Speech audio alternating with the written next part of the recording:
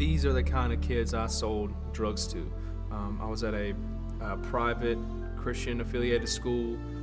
I sold to everyone. There was no like specific group of people. I mean, kids whose dads were bank owners, and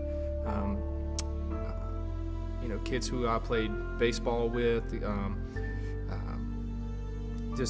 Any and everybody really. There was no stereotype that, I knew that this kid did drugs. If they were enjoying themselves in college, if I saw them out, I prospected them more than anything. It was everyone. I mean, it really was everyone.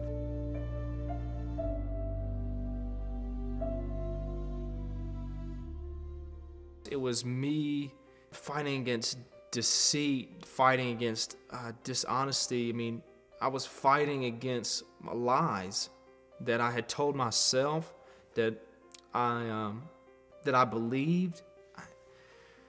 It just represented all the things, all the things I had done, all the kids' lives that I had ruined, all the guilt. I mean, all that. It represented everything I did from 13 to 20 years old. I mean, it was kind of like me in like the Grand Canyon, and there's this rushing water just pouring over me. I mean, like white water, rapid stuff kind of hitting you on the side. And there's just, from where the water had been running, there's a root exposed to a tree. And I'm holding on to this root, and occasionally the water would rise and I'd drown for a little while, and then I'd pull myself out of my get my head above water, and then it would go back down again. Then I'd get a chance to get both hands on it, and I'd just hold on, and I would just hold on until the water either lowered enough, or I pulled myself out far enough to where it was easier to climb out of the ravine.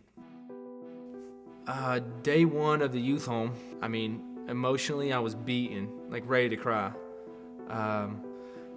So everything began to just boil to the surface, and part of that eruption was, I can't keep it in.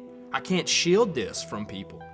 So all of who I really was just kind of poured out onto the youth home. And to be honest, I was probably the worst kid there. I mean, this was the one that you have to look at to say, watch this guy, he's up to something. And the truth was, I didn't want to be up to something. I'm not up to something, but that was who I was. I mean, it had to change. It was pushing all that out.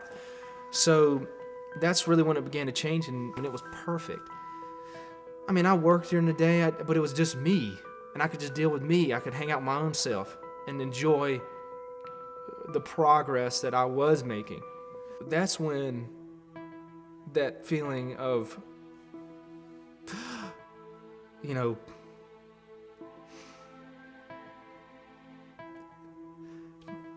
pulling yourself out of that pit, that's when it